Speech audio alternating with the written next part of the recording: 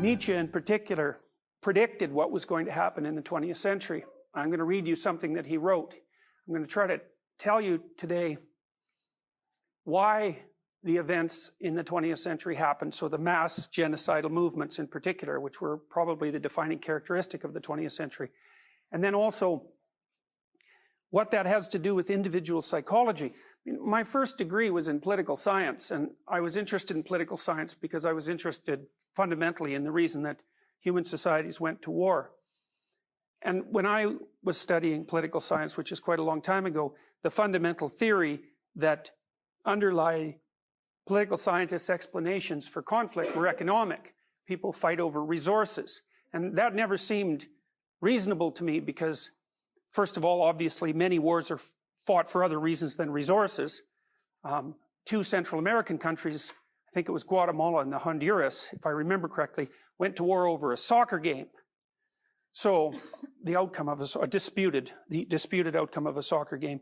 And even if you do think that the reason that groups of people engage in conflict are for economic reasons, that doesn't exactly explain much, because that doesn't explain whether they're fighting because of absolute differences in wealth or because of relative discrepancies in wealth, and those are very, very different causal elements. And then even if people do fight for economic reasons, which means they're fighting for things that they value, it isn't exactly clear why people value what they value, because different societies value different things. So economics, in the final analysis, ends up being a shallow explanation. And I pursued economic and political and sociological explanations for social conflict for a long time, but eventually they became untenable to me, and that's partly why I went and studied clinical psychology, because it struck me that the right level of analysis for understanding mass movements like the Nazi movement or the ideological possession that characterized the Stalinist Soviets or Mao's communists or Pol Pot's Cambodian communists, or any of the dictators that you can talk about who were on the far left or the far right during the 20th century. To me, those were failings of individual personality.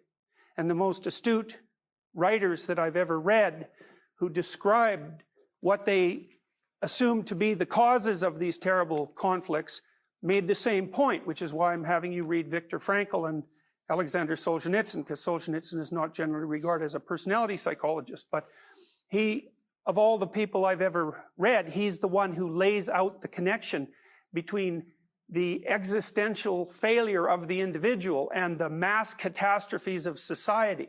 And to me, that's too important a link to overlook. And it also strikes me that it's the primary lesson of the 20th century. I mean, one lesson, for example, is beware of ideologies. And the reason I'm going to walk you through Nietzsche and a bit of Kierkegaard today is because these people in the late 19th century, with their antennas up, knew that the collapse, one way of looking at it is the collapse of traditional Western values. That's one way of looking at what set up the preconditions for humanity's susceptibility to ideologies in the 20th century. The other way of looking at it, in some sense, is that as the world came together in the 19th century and ideas were passed around from culture to culture more rapidly than they had ever been passed around, every culture suffered deculturation in some sense. Because if I believe something and you believe something, and there's a long history behind both of our beliefs, when we come into contact, we'll either fight and I'll try to destroy you, or if I don't, if I take you seriously and you take me seriously, then that's going to leave us both wondering exactly what's rock solid underneath us. That's what Nietzsche comments on in this particular quote. Of what is great, one either must be silent or speak with greatness. With greatness, that means cynically, and with innocence. What I relate is the history of the next 2 centuries. I describe what is coming, what can no longer come differently, the advent of nihilism. Nihilism is the belief in nothing, or the belief that things have no meaning. Our whole European culture is moving for some time now with a tortured tension that is growing from decade to decade as towards a catastrophe. Restlessly, violently, and headlong, like a river that wants to reach the end, that no longer reflects, that is afraid to reflect. He that speaks here has conversely done nothing so far but to reflect as a philosopher and solitary by instinct, who has found his advantage in standing outside. Why has the advent of nihilism become necessary? Because the values we have had hitherto thus draw their final consequence. Because nihilism represents the ultimate logical conclusion of our great values and ideals. Because we must experience nihilism before we can find out what value those values really had. We require at some time new values. Nihilism stands at the door. Whence comes this uncanniest of all guests? Point of departure. It's an error to consider social distress or physiological degeneration or corruption of all things as the cause of nihilism. Ours is the most honest and compassionate age. So Nietzsche dispenses right away with sociological explanations for people's lack of belief in meaning in life. You know, and what a lot of what you're taught in universities is sociological in its causal thinking. And the causal path is often it's the social conditions that people find themselves in that determine their response to the world. But Nietzsche stands violently against that perspective, and this is 150 years ago, even before, in some sense, it was thoroughly well developed. And the reason he stands against it is because he points out that wherever you're positioned in society, your position can be made subject to any number of individual interpretations. Its meaning, like the meaning of being poor, say, or the meaning of being comparatively poor, isn't a meaning that's etched in stone. And so it has to be interpreted psychologically before it can become a causal factor. And if it can be interpreted psychologically, then it's not a fact like the existence of a mountain is a fact. It's still an interpretation. He says distress itself, whether psychic, psychological, physical, or intellectual, also need not produce nihilism. So he also rejects suffering itself as a cause of nihilism. Need not at all produce nihilism. That is the radical rejection of value, meaning, and desirability. Such distress always permits a variety of interpretations. Rather, it is in one particular interpretation, the Christian moral one, that nihilism is rooted. The end of Christianity, at the hands of its own morality, which cannot be replaced, which turns against the Christian God. The sense of truthfulness, highly developed by Christianity, is nauseated by the falseness and mendaciousness of all Christian interpretations of the world and of history. It's a rebound from God is the truth to the fanatical faith all is false, an act of Buddhism. So it's a strange interpretation because Nietzsche, although he was violently anti-Christian in his self-presentation to the public, was more like in my opinion, was more like a beneficial critic of the Western Christian tradition.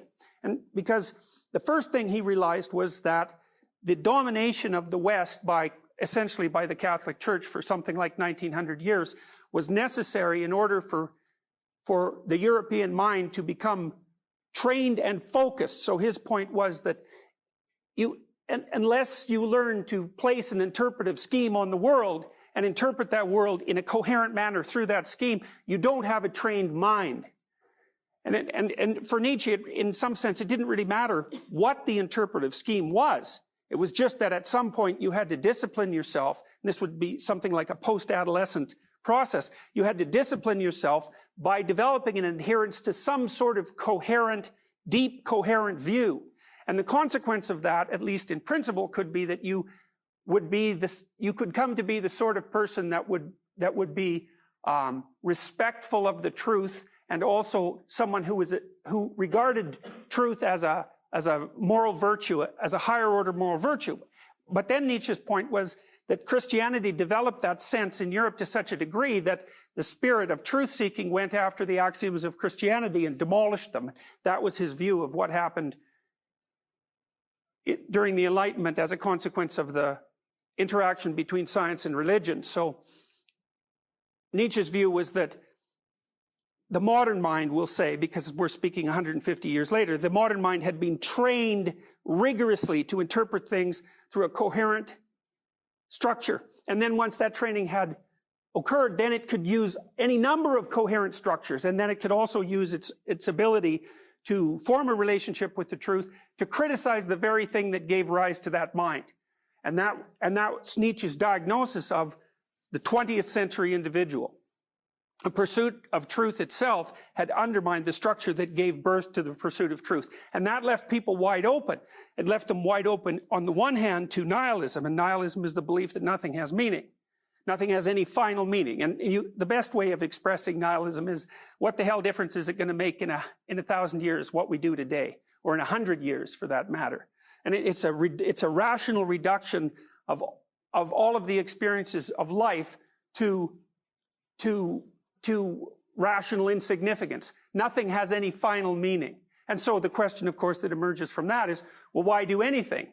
And a deeper question that emerges from that is, well, why bear suffering?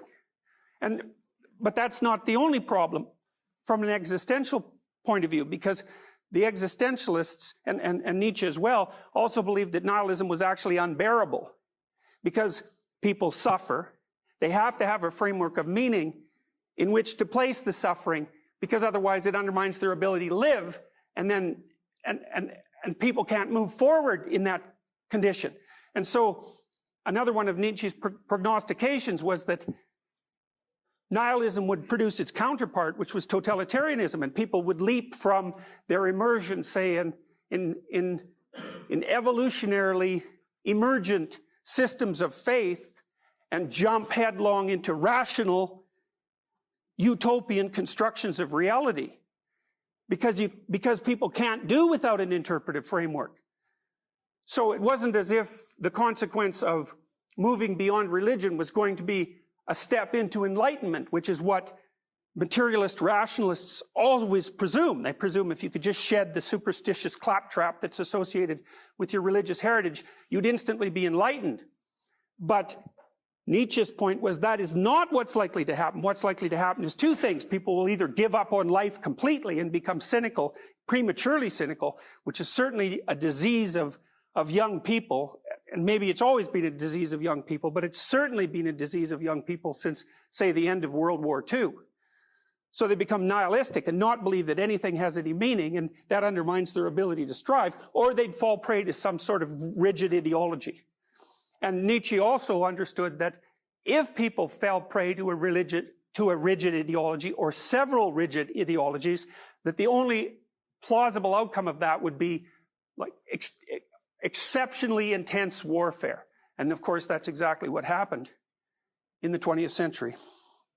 Now, Nietzsche also says this can't be reversed. Skepticism regarding morality is what is decisive. The end of the moral interpretation of the world, which no longer has any sanction after it has tried to escape into some beyond, leads to nihilism. All lacks meaning. And then he says, the untenability of one interpretation of the world, upon which a tremendous amount of energy has been lavished, awakens the suspicion that all interpretations of the world are false. So it's a brilliant observation, because his point is, I've seen this in fundamentalist Christians, for example, who I've taught in the past, because I have a very biological view of things. And these people, I met more of them when I was in the United States. They were more intelligent than they were wise, meaning the constraints within which their intellect was forced to operate, which would be the Christian fundamentalist constraints, were not sophisticated enough to encapsulate their intellect. They were too smart for their own theories. So they come to university and be exposed to ideas that were outside the scope, say, of Christian fundamentalism, would just blow their fundamentalist presuppositions into bits. And so then, of course, they fall into nothing. But Nietzsche says it's even worse than that. It's not only that you fall into nothing, it's that once one of your systems of belief has been destroyed, you also learn that systems of beliefs themselves are unreliable. And so you can't just move easily from one to another, because it's like, well, you're in a boat and it's sunk, and now you know that if you jump to the next boat, that boat could also sink.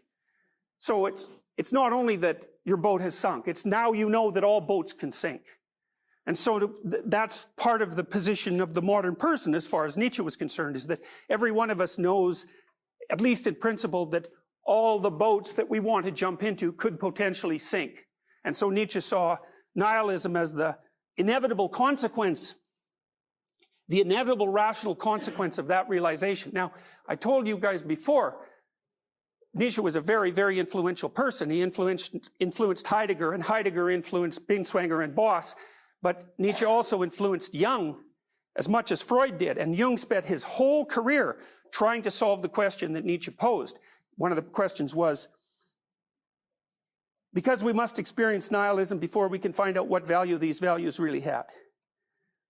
So, the collapse of a belief system makes all the values within it no longer tenable. That's the meaning of Nietzsche's statement that God is dead. He said if you take the central axiom out of a system of belief, you can't hold on to all the things that were derived from that axiom. So here an example is this. So for example, in modern Western law, there's a presupposition, and the presupposition is that in some weird sense, everyone is equal before the law. And that's predicated on the idea that even applies to someone who's a murderer. If you're a murderer and it's known, you have to be treated with respect. You know, you have to be treated with respect by the legal system. And that's a very, very strange, it's a miracle that something like that ever emerged, because it's so unlikely. So then you might ask, well, what is the idea that everyone has worth before the law grounded in? Where does that idea come from? It comes from the idea of natural rights, that we have natural rights. And then you might ask, well, where do the idea of natural rights come from? Well, and then you're starting to move beyond the realm of rational philosophy, because natural rights, the idea of natural rights has been an idea that's been emerging for thousands and thousands of years. You know, it's grounded in Christianity, at least it's grounded in Christianity to the degree that one of the things that distinguishes Christianity is the idea that there's a universal faith and that everyone, whether they're in that faith or not, has intrinsic value. And so natural rights are grounded in the idea of the intrinsic value of the soul. And then that's grounded in the idea that consciousness itself participates in creation, and say that's an idea that's embedded in Genesis and also in most creation stories. So when you get rid of the religious underpinnings, which ground the entire system in a kind of dreamlike mythology, when you get rid of that, there's no reason that what's left over rationally can survive. And you can see that if you look at what happened in the 20th century, because there were at least two major challenges to the civilizations that evolved, and they weren't only Christian or Jewish civilizations. The same thing happened in China. There was a replacement of these evolved moral systems that emerged over a tremendous amount of time that no one rationally created. Once people started to criticize them and to destroy the axioms on which they were built and move them aside, then there was a gaping hole left. And the hole was filled, well, it was filled most particularly either by Nazism, which, you know, spread like mad throughout Central Europe, or by communism, which still possesses China. So, you know, even though China came from a historical culture that was substantially different from, say, that of Western Europe, once rationality emerged to the point where it could be used as a critical force, which happened in Europe, that spread like mad, and it undermined the societies of China, just like it undermined the societies of the West. I mean, Russia, you can read this if you read Tolstoy, for example. In Tolstoy's Confessions, Russia was really the last country that underwent the transformations that were associated with the Enlightenment. So when Tolstoy was a young person in the late 19th century, he said he could literally remember when the announcement spread through his school that God was dead. Now, the Western Europeans had been working on that idea for a couple of hundred years, you know, with the dawn of scientific thinking. But the Russians were very backwards in some sense, and they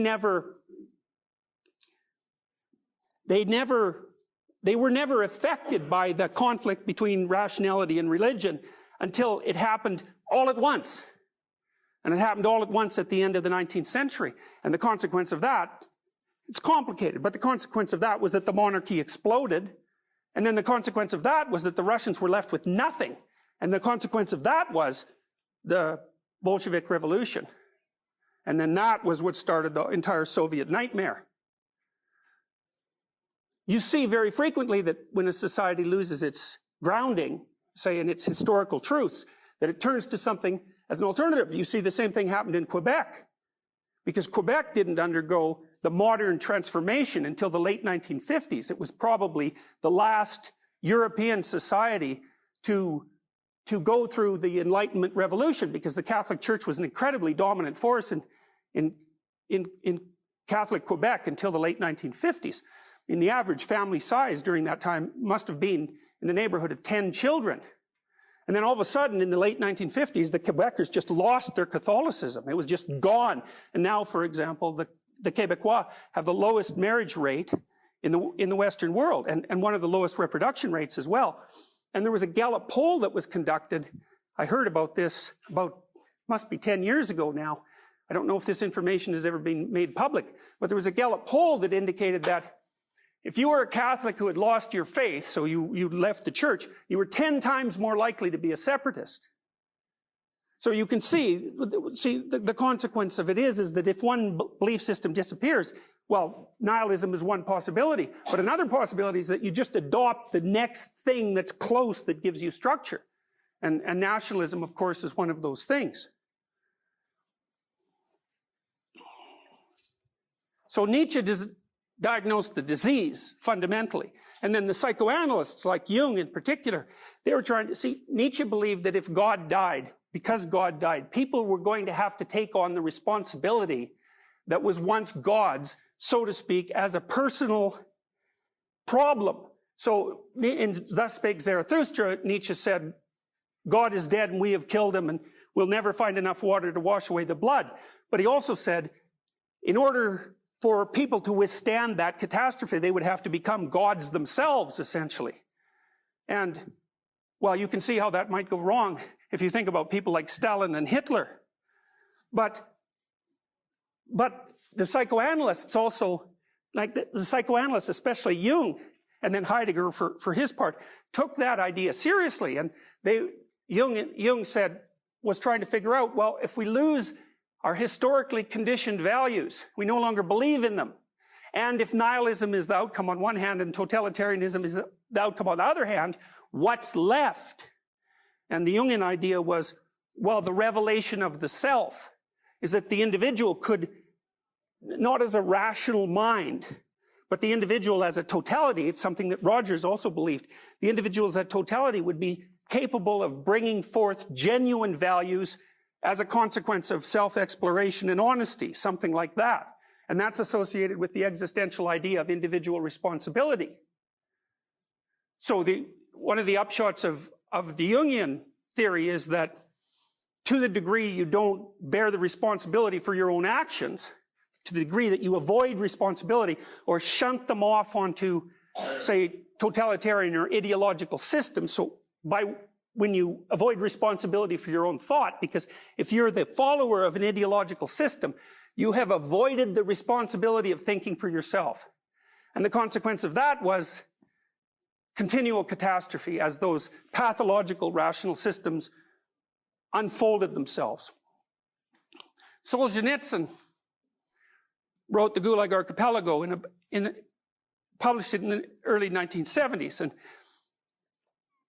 there were two things that made that book very striking. One was the stories that he told were so unbelievably powerful that you couldn't read them and not believe it was true. And that was even the case if you were a devoted Marxist. And at that time, in the universities, and in many ways it hasn't changed that much, the universities in the West were dominated by Marxists.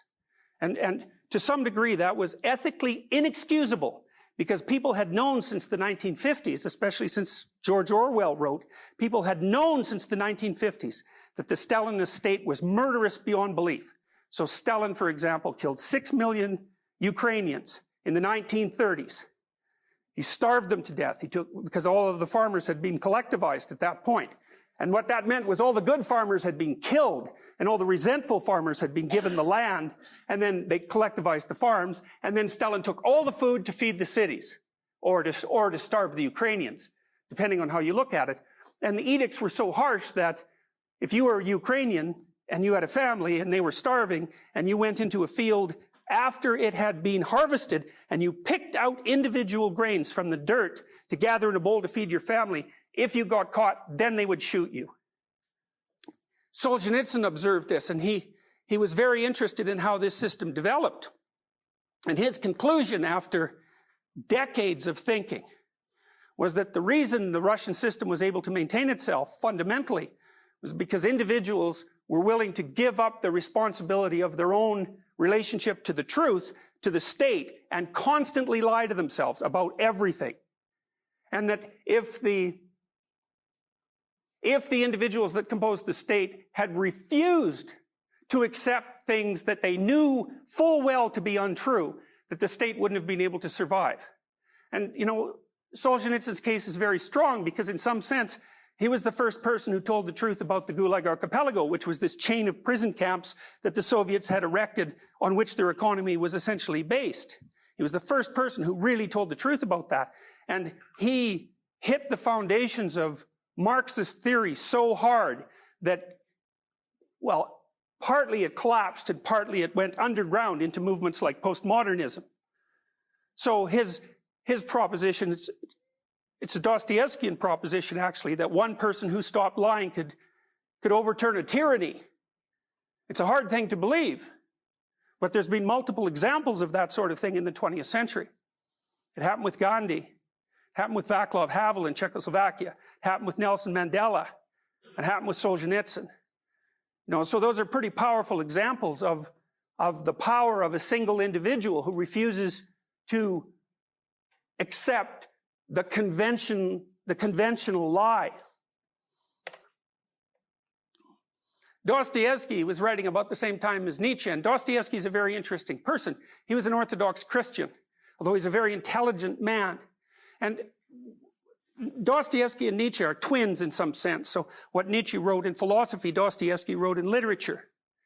And one of Dostoevsky's primary statements was that if there's no God, everything is permitted. So it's a take on Nietzsche's discussion of nihilism. It's like, well, if there's no ultimate value of any sort, then why can't you do exactly what you want?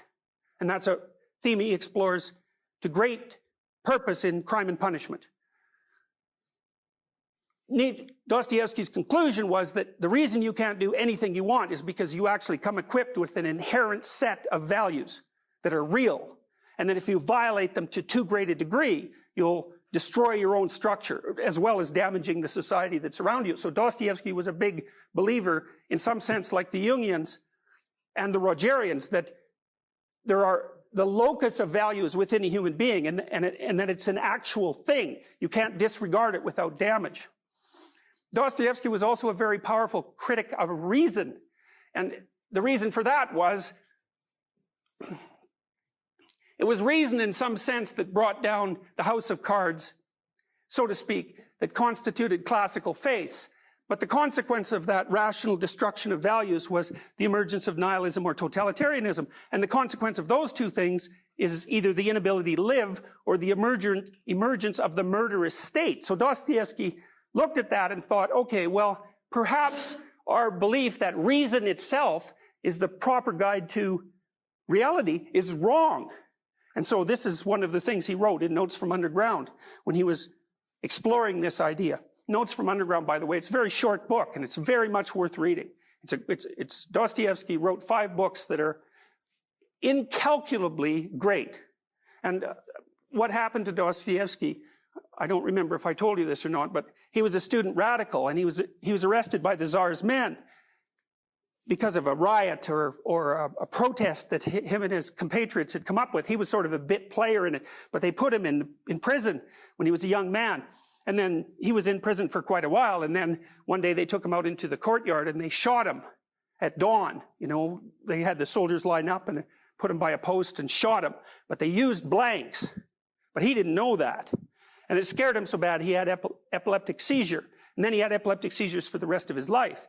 And the kind of epileptic seizures he had were associated with mystical experience. So Dostoevsky, before he got a seizure, would have this sense that he was experiencing the world in a more and more meaningful way until he was on the very dawn of sort of omniscient knowledge, and then he'd have a seizure. But it wasn't until he was shot with blanks and then put in this terrible prison for a long period of time and had epilepsy that he became a great novelist. It changed him in some way. His early writings are really, they're not good. They're sterile and dry. And his later writings, the 5 great novels in particular, they're in a class of their own. So Dostoevsky, the first thing Dostoevsky tried to come to grips with was the fact he didn't believe that life itself was rational, because that's an Enlightenment proposition, that the structure of reality is in and of itself rational, so it can be dealt with by rational means. And that's been a very powerful theory because it's enabled us to develop this scientific viewpoint and the technology that goes along with it. But rationality is not the only mode of human knowing. There's all sorts of other modes of human knowing, and many of them, those are associated with emotion and motivation. They're more biologically instantiated, say, and less computational. And rationality has a very difficult time even conceptualizing how those other modes of knowing might be real. And so what it tends to do is denigrate them as mere opponents to rationality.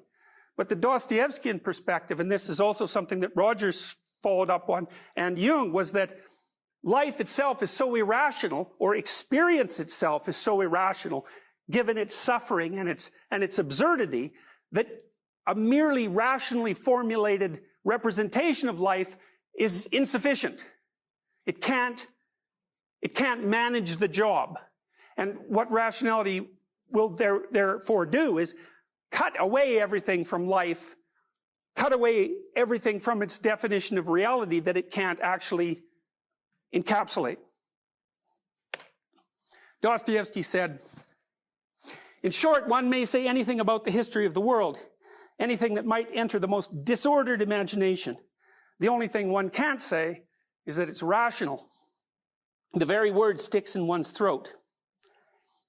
And indeed, this is the odd thing that is continually happening. There are continually turning up in life moral and rational persons, sages and lovers of humanity, who make it their object to live all their lives as morally and rationally as possible, to be, so to speak, a light to their neighbors simply in order to show them that it is possible to live morally and rationally in this world. And yet, we all know that these very people sooner or later have been false to themselves. So that's a precursor of Freudian ideas. Playing some queer trick, often a most unseemly one. Now I ask you, what can be expected of man, since he is a being endowed with such strange qualities? Shower upon him every earthly blessing. Drown him in a sea of happiness, so that nothing but bubbles of bliss can be seen on the surface. Give him economic prosperity, so that he should have nothing else to do but sleep, eat cakes, and busy himself with the continuation of the species. And even then, out of sheer ingratitude and spite, man would play you some nasty trick.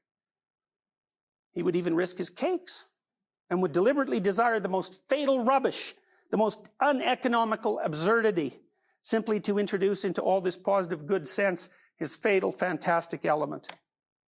It is just his fantastic dreams, his vulgar folly, that he will desire to retain, simply in order to prove to himself, as if that was so necessary, that men are still men, and not the keys of a piano, which the laws of nature threaten to control so completely, that soon one will be able to desire nothing except by the calendar. And that's not all. Even if man really were nothing but a piano key, even if this were proved to him by natural science and mathematics, even then he would not become reasonable. He would purposefully do something perverse out of simple ingratitude, simply to gain his point. And if he does not find means, he will contrive destruction and chaos and suffering of all sorts, only to gain his point. He will launch a curse upon the world. And as only man can curse, it's his privilege, the primary distinction between him and other animals. Maybe by his curse alone he will attain his object, that is to convince himself that he's a man and not a piano key. And if you say that all of this too can be calculated and tabulated, and chaos and darkness and curses, so that the mere possibility of calculating it all beforehand would stop it all, and reason would reassert itself, then man would purposefully go mad in order to be rid of reason and gain his point. I believe in it. I answer for it. For the whole work of man really seems to consist in nothing but proving to himself every minute that he's a man and not a piano key. It might be at the cost of his skin. It might be by cannibalism. And this being so, can one help being tempted to rejoice that it has not yet come off and that desire still depends on something we don't know? You will scream at me, that is, if you condescend to do so, that no one is touching my free will, that all they're concerned with is that my free will should, of itself, of its own free will, coincide with my own normal interests and the laws of nature and arithmetic. Good heavens, gentlemen, what sort of free will is left when we come to tabulation and arithmetic, when it will all be a case of twice 2 makes 4. Twice 2 makes 4 without my will, as if free will meant that. Well, that was written in the late 1800s as well, and Dostoevsky had already figured out by that point that the consequence of the new ideas swimming into Russia and undermining Orthodox Christianity, which was the natural culture in some sense of Russia, was going to be either nihilism or totalitarianism. And he examined the propositions of totalitarianism, and the propositions of totalitarianism were essentially utopian. So the idea was, accept, it's like a cult, accept this mode of being, accept this interpretation of the world, and society will advance towards a point where, well, say in the case of communism, wealth is equally distributed and everyone is free. And it's a very, very powerful idea, obviously, because it attracted hundreds of millions of people, each according to his need, from each according to his ability. Sounds fair. You get what you get what you need to live, and you contribute what's in you to contribute. And when it was laid out in the world, it was an absolute catastrophe. And Dostoevsky criticized this before it even happened. He said, look, human beings do not want utopia. We're too insane for that. If you had comfort, sterile comfort, if you had everything you wanted just given to you, all you do is go crazy just so that you wouldn't have to be bored by all that perfection. You destroy it so that the irrational element that's inside of you, so this Dionysian element, could leap out and live. And so whatever utopia is, it's not the permanent solution to all of your problems. You don't even want to live without problems. Kierkegaard, writing at a little earlier, but along a similar track of ideas. He's also criticizing the idea of utopia, believing, at least in part, that the meaning in life is to be found within the struggle that constitutes life, and not in the solution to that struggle, which maybe is equivalent to death and not to utopia. It is about 4 years ago that I got the notion of wanting to try my luck as an author. I remember it quite clearly. It was a Sunday. Yes, a Sunday afternoon. I was seated as usual outside at the cafe in the Fredericksburg Garden. I'd been a student for half a score of years. Although never lazy, all my activity nevertheless was like a glittering inactivity, a kind of occupation for which I still have a great partiality, and for which perhaps I even have a little genius. I read much, spent the remainder of the day idling and thinking, or thinking and idling, but that was all it came to. So I sat there and I smoked my cigar until I lapsed into thought. Among other thoughts, I remember these. You are going on, I said to myself, to become an old man, without being anything, and without really undertaking to do anything. On the other hand, wherever you look around you, in literature and in life, you see the celebrated names and figures, the precious and much heralded men who are coming into prominence and are much talked about. The many benefactors of the age who know how to benefit mankind by making life easier and easier. Some by railways, others by omnibuses and steamboats, others by the telegraph, others by easily apprehended compendiums and short recitals of everything worth knowing. And finally, the true benefactors of the age who make spiritual existence in virtue of thought easier and easier, yet more and more significant. And what are you doing? Here my soliloquy was interrupted because my cigarette was smoked out and a new one had to be lit. So I smoked again, and then suddenly this thought flashed into my mind. You must do something. But inasmuch as with your limited capacities, it will be impossible for you to make anything easier than it has already become, you must, with the same humanitarian enthusiasm as the others, undertake to make something harder. This notion pleased me immensely.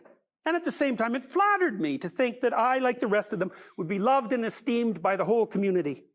For when all combine in every way to make everything easier, there remains only one possible danger, namely, that the ease will become so great that it becomes altogether too great. Then there's only one want left, although it is not yet a felt want, when people will want difficulty.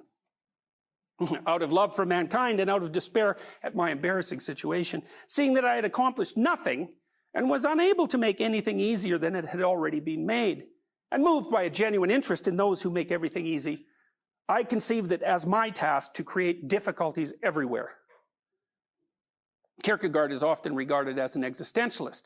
And one of the ideas that runs its way through existentialism is the idea that to be human is to simultaneously be saddled with an intrinsic responsibility, a moral responsibility, that you're responsible not only to yourself, to your soul, say, but also to the people around you, and that isn't an arbitrary imposition that's imposed upon you by rationality or by your fellow man, for that matter, but something that's right at the heart of the reality of existence itself, such that if you thwart or fall short of bearing that responsibility, you'll pay a price in guilt and in shame and in suffering.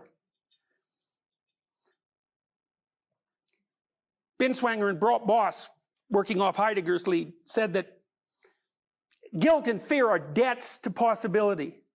If you're guilty about something, well, it's because you're not upholding your responsibility. Whereas for Freud, that was often a form of pathology. Excess guilt, and of course excess guilt can become pathological. But Kierkegaard's point is that guilt itself isn't something to be cured. It's an integral and necessary part of reality. Just like disgust and despair and fear and all the negative emotions. They alert you to your place in the world and guide you towards the unfolding of your spirit. Failure to shoulder your existential burden is what results in neurotic guilt and fear.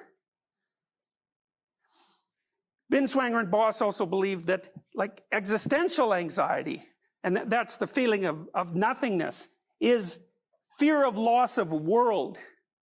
That the world that you inhabit, the conceptual world that you inhabit can be destroyed at any moment, and that you're aware of that at some level. It's the same comment that Nietzsche made. And Nietzsche believed that this was something that modern people were particularly susceptible to, because our rationality is always capable of sawing off the branch that we're sitting on. Because no matter what you're doing, even if you're engaged in it deeply, the critical part of your mind can always say, well, what makes you think that's so worthwhile? And, an answer could be, well, it manifests itself as being worthwhile. And why should I pay attention to those rational doubts? But that's not how we're trained. We're trained that rationality is the thing that encompasses everything, instead of being trained that rationality is something that's encompassed by something else. And so if doubts come up that are rational, we immediately believe them because they're rational, instead of asking ourselves, well, if the rational doubt is undermining the meaning in my life and making it difficult for me to proceed, maybe the thing to do is to question whether or not that doubt is valid. Now, it depends on what you regard as real, because if it's the rational argument itself that's real, then you can't dispense with the doubts. But if you say, well, rationality is too limited in its apprehension to deal with the absurdity of life, there are other sorts of answers, like music, for example, or art, or the kind of engagement that you experience when you're involved in something that you're incredibly interested in. Those are forms of reality that you can regard those as forms of reality that transcend rationalism, instead of being something embedded inside rationalism that can be destroyed by doubt. And the problem with doubt is that it can undermine you completely. That's nihilism, but even worse than that, it can lay you open to ideological possession. And that's satanic in its catastrophe.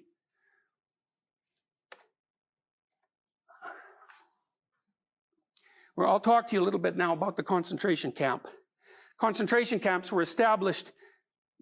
They were established in England, Germany, Russia, China, Cambodia, and Yugoslavia. And in the Soviet Union, the estimates, these are estimates that were derived by Solzhenitsyn, were that 66 million people died in internal repression in the Soviet Union between 1919 and 1959. That's a figure that's 10 times as great as the figures that are commonly used to describe the genocide rate in the Holocaust, which was more like 6 million. And Solzhenitsyn also estimated, but no one knows, that 100 million people died in China during Mao's Cultural Revolution, when Mao decided that he was going to wipe out all of Chinese tradition and destroyed much of the ancient artifacts that characterized that tradition in a riotous catastrophe that lasted more than a decade. Solzhenitsyn says, the imagination and strength, spiritual strength of Shakespeare's evildoers stopped short at a dozen corpses because they had no ideology. Ideology. That's what gives evil doing its long-sought justification and gives the evildoer the necessary steadfastness and determination. That's the social theory which helps to make his acts seem good instead of bad in his own eyes and others. This was how the agents of the Inquisition fortified their wills, by invoking Christianity. The conqueror of foreign lands by extolling the grandeur of their motherland. The colonizers by civilization. The Nazis by race. And the Jacobins, early and late, by equality, brotherhood, and the happiness of future generations. Without evildoers, there would have been no archipelago. The archipelago, the Gulag archipelago, is Solzhenitsyn's metaphor for the prison camps, like the prison camps that exist now in North Korea, in which millions of people are starving and dying, for the prison camps that littered the entire Soviet Union. And those cultures became so pathological that in East Germany, for example, before the wall fell down, and East Germany was arguably one of the more civilized parts of the Soviet state, 1 person out of 3 was a government informer. So if you have a family of 5 people, there's a reasonable probability that 2 of them are going to tell a government agent what you say and think. And that was also portrayed as the highest possible moral virtue, because it was much better for you to be an admirable citizen of the state than, say, a loyal daughter. And that's what children were taught in school, that the family was a defunct unit and that individual relationships were secondary, and that all that mattered was adherence to the dogma that constituted the central axioms of the state. This is Solzhenitsyn's description of how communist ideological uniformity was enforced in the prison camps. An anonymous author is told how executions were carried out at Adak, a camp on the Pechora River. They would take the opposition members with their things out of the camp compound on a prisoner transport at night, and outside the compound stood the small house of the 3rd section. The condemned men were taken into a room one at a time, and there the camp guards sprang on them. Their mouths were stuffed with something soft, and their arms were bound with cords behind their backs. Then they were led out into the courtyard where harnessed carts were waiting.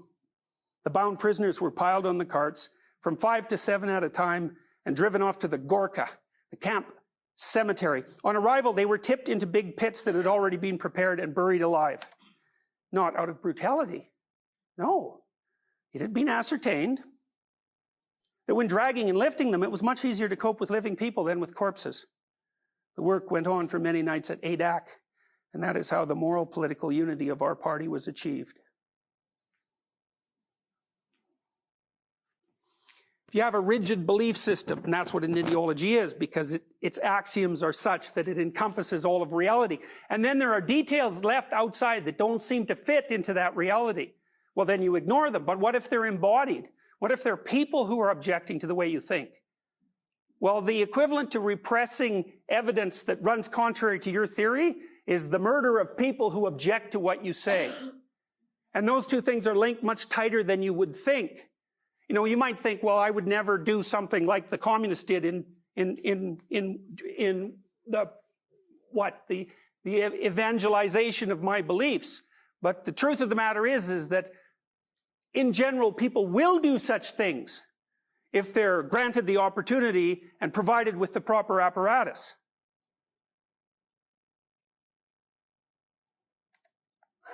This is Frankl from his accounts of the concentration camps under Nazi Germany. The most ghastly moment of the 24 hours of camp life was the awakening, when, at a still nocturnal hour, the 3 shrill blows of a whistle tore us pitilessly from our exhausted sleep and from the longings in our dreams. We then began the tussle with our wet shoes, into which we could scarcely force our feet, which were sore and swollen with edema.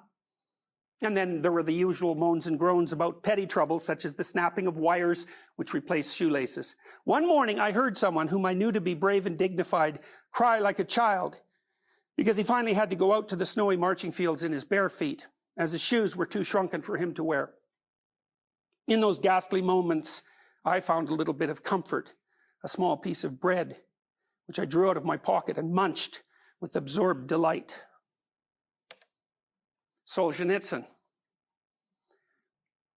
Many of the Gulag camps contained 2 classes of prisoners.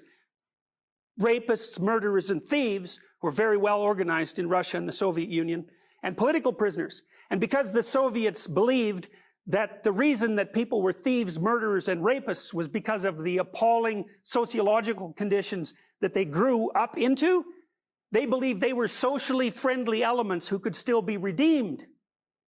So they put them in charge of the camps. And so the political prisoners were at the bottom of the hierarchy. The prisoners ran the camps with minimal supervision. And the camps were often forced labor camps. And forced labor meant do something difficult and pointless until you die. It meant only secondarily produce something of potential value to the state. You saw this with Nazi Germany too. The Nazis, when they started to lose the Second World War,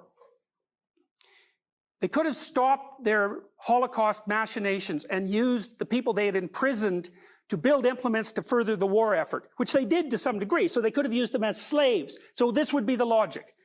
Take the slaves, make the munitions, win the war. Then, after you've won the war, you can run around and mop everybody up. But that isn't what the Nazis did. When they started to lose, instead of doing what you think would be rational in the pursuit of what was hypothetically their goal, they amped up the killing and took resources away from the war itself. And so the conclusion that's reasonable to draw from that is that the killing was the purpose of the war. All the rest of it was just window dressing. And exactly as Solzhenitsyn described in the earlier quotes that I told you, was that ideology was only there to allow the people who were fundamentally motivated towards genocide and destruction to pretend to themselves that they hadn't become rotten to the absolute core. But when push came to shove and they had to show where their allegiances lie, they weren't even valid followers of the Nazi Party, because they put the continued pursuit of death above their own survival, even as an ideology. And that's how ideology degenerates. And part of the reason for that is that the narrower the box that you stuff yourself into, the weaker your character becomes. Because there's nothing left of you. You're just a shell that has demons in it. But you're still the sort of thing that can suffer. And so if you cram everything you are into a box, a small, tight box, and you get rid of everything that doesn't fit, you get rid of everything in you that makes life bearable. And then life becomes unbearable. And then if life becomes unbearable, well then, of course, you're motivated to do nothing but to take revenge on it. Because why wouldn't you? If all you were doing was suffering stupidly and meaninglessly, how could you possibly show a positive face to yourself and to the rest of humanity? In cold lower than 60 degrees below zero, work days were written off. In other words, on such days, the records showed that the workers had not gone out to work. They were often digging canals on the frozen Siberian prairie by hand. There was one canal, I think it was on the Volga River, but I can't remember precisely. Stalin killed 300,000 people in a single winter, digging it by hand. And when it was done, it was so shallow that no ships could use it. The record showed that the workers had not gone out to work, but they chased them out anyway, and whatever they squeezed out of them on those days was added to the other days, thereby raising the percentages. And the servile medical section wrote off those who froze to death on such cold days on some other basis. And the ones who were left, who could no longer walk and were straining every sinew to crawl along on all fours on the way back to camp, the convoy simply shot so that they wouldn't escape before they could come back to get them.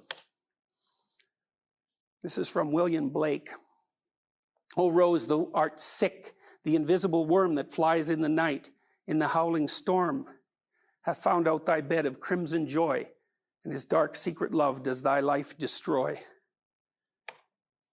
This is Solzhenitsyn.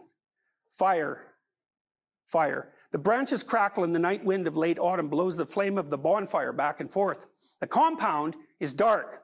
I'm alone at the bonfire, and I can bring it still some more carpenter's shavings. This compound here is a privileged one. So privileged that it's almost as if I were out in freedom. This is an island of paradise. This is the Marfino Sharashka, a scientific institute staffed by engineers, staffed with prisoners in its most privileged period. No one is overseeing me, calling me to a cell, chasing me away from the bonfire. And even then, it is chilly in the penetrating wind. But she, who has already been standing in the wind for hours, her arms straight down, her head drooping, weeping, and then growing numb and still. And then again, she begs piteously, "Citizen Chief, please forgive me. I won't do it again." The wind carries her moan to me, just as if she were moaning next to my ear. The citizen chief at the gatehouse fires up his stove and does not answer. This was the gatehouse of the camp next door to us, from which workers came into our compound to lay water pipes and repair the old ramshackle seminary building. Across from me, beyond the artfully intertwined, many-stranded barbed wire barricade, and 2 steps away from the gatehouse, beneath a bright lantern, stood the punished girl, head hanging, the wind tugging at her gray work skirt, her feet growing numb from the cold, and a thin scarf over her head. It had been warm during the day when they had been digging a ditch on our territory. And another girl, slipping down into a ravine, had crawled her way to the Vladikino highway and escaped. The guard had bungled, and Moscow city buses ran right along the highway. When they caught on, it was too late to catch her. They raised the alarm.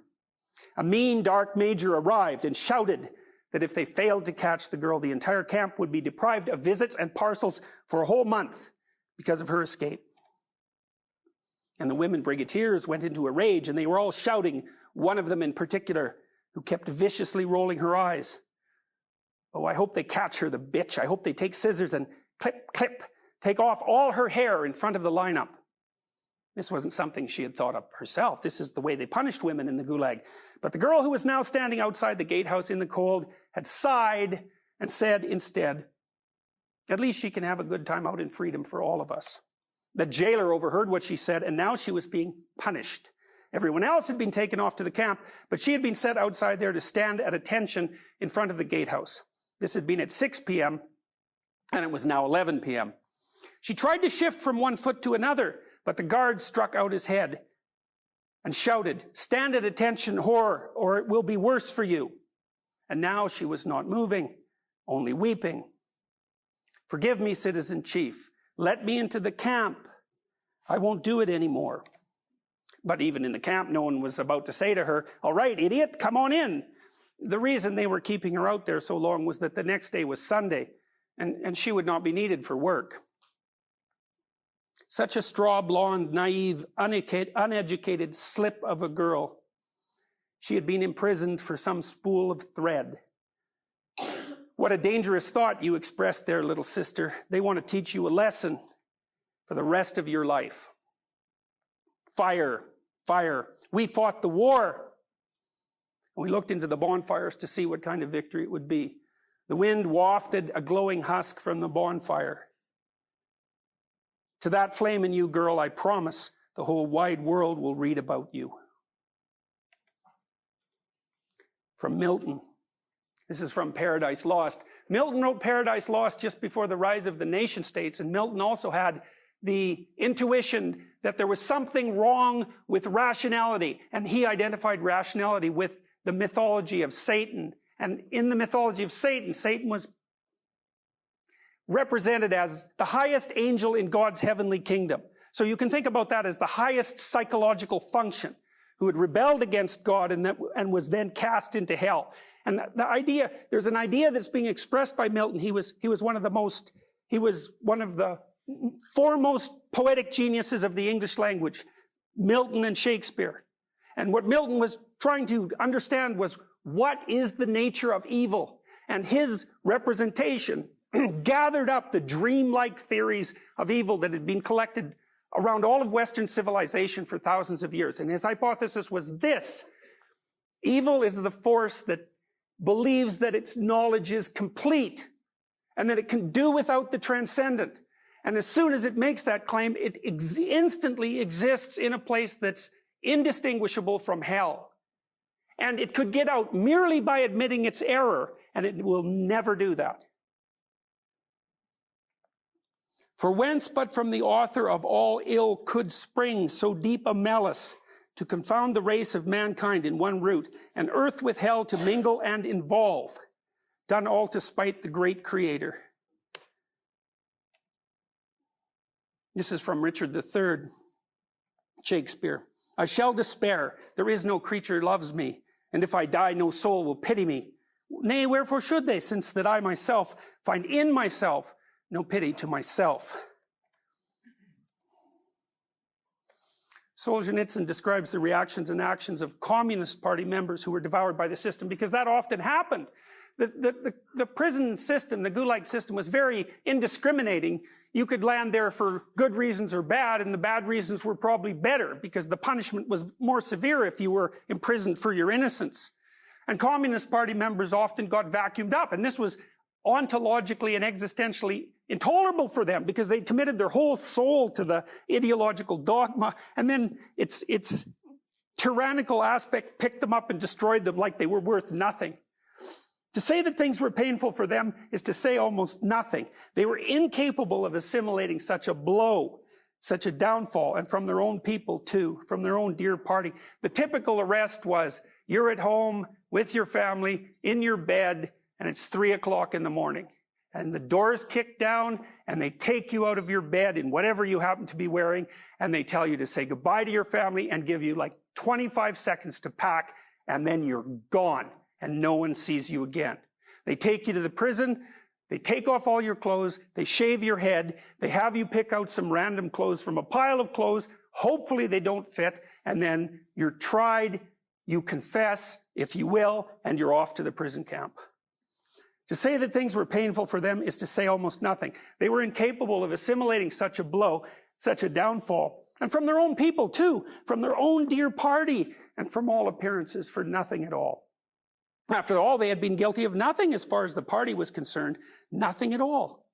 It was painful to them to such a degree that it was considered taboo among them, uncomradely, to ask, what were you imprisoned for?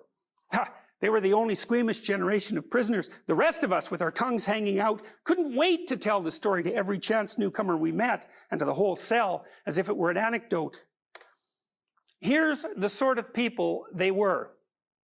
Olga Sliosberg's husband had already been arrested, and they had come to carry out a search and arrest her too. The search lasted 4 hours, and she spent those 4 hours sorting out the minutes of the Congress of the bristle and brush industry, of which she had been the secretary until the previous day. The incomplete state of the minutes troubled her more than her children, who she was now leaving forever. Even the interrogator conducting the search could not resist telling her, come on now, say farewell to your children. Here's the sort of people they were. A letter from her 15-year-old daughter came to Yelizaveta Tsetkova in the Kazan prison for long-term prisoners. Mama, tell me, write to me, are you guilty or not? I hope you weren't guilty, because then I won't join the Komsomol, which was the young communists organization, and I won't forgive them because of you. But if you're guilty, I won't write you anymore, and I will hate you. And the mother was stricken by remorse in her damp, grave-like cell with its dim little lamp. How could her daughter live without the Komsomol? How could she be permitted to hate Soviet power?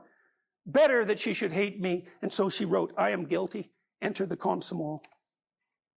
How could it be anything but hard? It was more than the human heart could bear to fall beneath the beloved axe, and then to have to justify its wisdom. But that's the price a man pays for entrusting his God-given soul to human dogma. Even today, any Orthodox communist will affirm that Tsetkova acted correctly. Even today, they cannot be convinced that this is precisely, quote, the perversion of small forces, that the mother perverted her daughter and harmed her soul. Here's the sort of people they were. YT gave sincere testimony against her husband. Anything to aid the party. Oh, how one could pity them.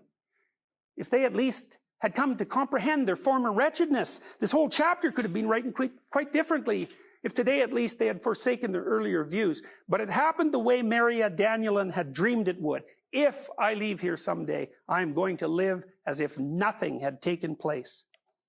Loyalty? In our view, it's just plain pig-headedness. Those devotees to the theories of development construed loyalty to that development to mean renunciation to any personal development whatsoever. As Nikolai Adamovich Vilenchuk said after serving 17 years, we believed in the party and we were not mistaken. Is this loyalty or pig-headedness? No, it was not for show and not out of hypocrisy. Hypocrisy that they argued in the cells in defense of all the government's actions. They needed ideological arguments in order to hold on to a sense of their own rightness. Otherwise, insanity was not far off. This is from Paradise Lost. So, in this scene, Satan is cast into hell, and it's because of his rebellion against the transcendent, his idea that he himself is sufficient. This is his statement to his crew. Farewell, happy fields, where joy forever dwells. Hail, horrors. Hail, infernal world, and thou profundest hell. Receive thy new possessor. One who brings a mind not to be changed by place or time.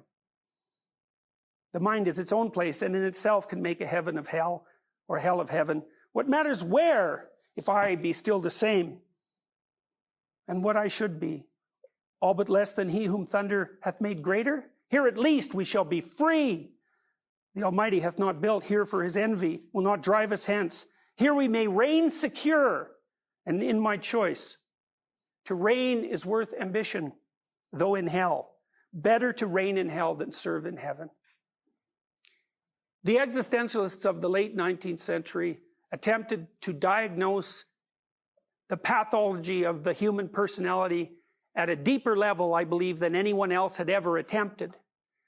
And their fundamental conclusion was that the destruction by rationality of the evolved systems of meaning that people had previously lived within had undermined the psychological strength of each individual, divorced from their own history. That led them to gravitate towards either nihilism or, as a counterposition, to gravitate towards totalitarianism. The whole 20th century played out the pendulum swing between nihilism and totalitarianism. And in the background, the existentialists and the psychodynamic theorists were putting forward a theory which was that if people lived up to their own possibility and held on to their own experience as if it were true, and did not substitute for that ideological and consensual beliefs, that it would be possible for each person to find a wellspring of meaning that would be a sufficient replacement for what had been lost historically, without having to fall into the pitfalls of nihilism or totalitarianism. And so you might say, well, nihilism, well, that's one thing, because mostly that affects you. Although if you're nihilistic, then everyone around you is going to be pulled down as well. But totalitarianism is a whole different issue, because what we know now is that once things become ideologically totalitarian, the next step is mass murder. And the next step is mass murder in a manner that makes it appear that the purpose for the ideological rigidification to begin with was the opportunity to participate in mass murder. So you know how Hitler died. Hitler lost faith in the German people because they were losing the war. And so he concluded in the waning stages of World War II that Germany should just be destroyed in fire, and everything else that he could possibly consume would go with him. And so he died in a bunker underneath Berlin. When it was in flames, he committed suicide. When Europe was in flames. And Hitler was a worshiper of the kind of fire that purifies. He used that mythology of cleansing fire to enter into a terrible pact with the with the entire nation that he followed and led. And Stalin didn't just kill individuals that he pulled off the streets. He killed like all the engineers and all the doctors because he believed they were wreckers. They killed all the good farmers. They killed 6 million Ukrainians. They moved whole nations of people into Siberia and let them die. And there's every bit of evidence there is suggests that what Stalin was doing was practicing murderous genocide on an ever larger scale and hoping that it would culminate in a thermonuclear war. And we escaped that just by a thread. The existentialists make the claim, which I think is a remarkable and powerful claim, that the way out of those catastrophic situations is not through political action per se, or it's not going to be resolved by one party defeating another or one position defeating another. That's a continuation of the same process that produces the problem. The existential and the psychodynamic answer to this problem is that it's more a disease of the soul than a disease of the state. And that the way to address it is to ensure that you live in a manner that makes you neither nihilistic nor susceptible to ideological possession. Solzhenitsyn and other thinkers like him, like Frankl, believed that society was a macrocosm of the individual. Not the other way around, not that the individual is a sub-element of society. Believed that the choice that each individual made was potentially so powerful in relationship to pathological behavior or honest and thoughtful behavior that a single individual properly developed could stand up against a tyranny and win. And it seems to me, and I thought about this for a very long time, that the lesson of the 20th century is that a single individual can stand up against a tyrant and win. And each of us are single individuals. And the danger of tyranny and the danger of nihilism are not past. And so, as inheritors of the catastrophic legacy of the 20th century, and as inhabitants of the new millennium, part of your responsibility is to live your own life and to live it honestly and to pay attention to your own experience and not take the easy way out that ideological systems offer you. They're destined to transform themselves into rigid and murderous pathologies. And you offload your responsibility for thinking and acting to them. And then you have to ask yourself, well, what are they? Well, all the evidence suggests that they're not the sort of thing that you want to have in your head.